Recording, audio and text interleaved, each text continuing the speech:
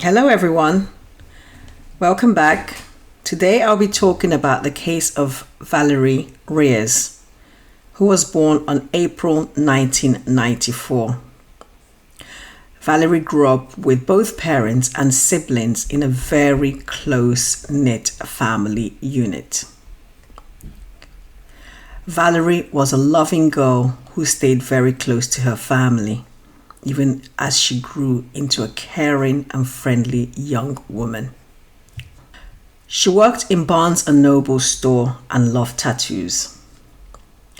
Valerie aspired to become a tattoo artist before she went missing on January 30th, 2029, after failing to show up for her shift at work.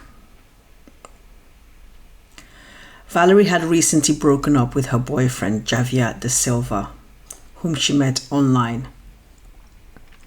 Her reason for breaking up with Javier, according to her friends and family, was that he was too stubborn. Javier Da Silva worked in a restaurant, but unbeknownst to most of the people around him, he was in the country illegally, as his visa had expired. Valerie sometimes suffered from anxiety and depression, which occasionally worried her parents, who were very protective of their daughter. The depressed 24-year-old informed her mother over the phone that she thought someone was going to kill her in the weeks just before she vanished.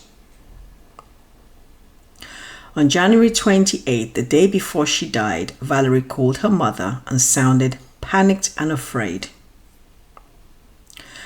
When her mother asked her why she sounded this way, she simply said that she was scared and afraid. Her mother pressed for more information from Valerie, but Valerie refused to explain to her mother why she thought she was in danger of dying. It was obvious to her mother that she sounded terrified and going through anxiety attacks. Valerie and her mother Norma had plans to meet up for shopping, but Valerie did not show up. Her mother grew concerned. On February the 5th, a group of highway workers in Greenwich, Connecticut, about 10 miles from Valerie's home, noticed a red suitcase in a wooded location, around 20 feet from the road. They approached the suitcase and inside found a body, which was later identified as Valierie.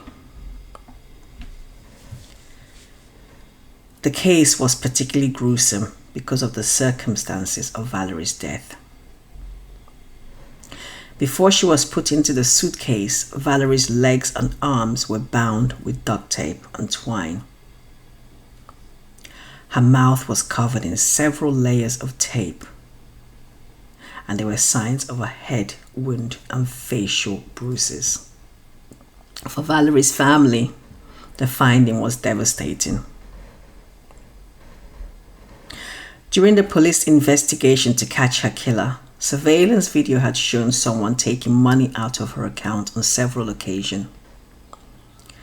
The man was driving a rental car which belonged to her ex, Javier Da Silva. Javier Da Silva, during questioning, insisted that Valerie's death was an accident and she had fallen and struck her head during an intimate encounter. Rather than calling an ambulance when this happened, he wrapped her body with duct tape, stuffed her in a suitcase, and threw her away like garbage.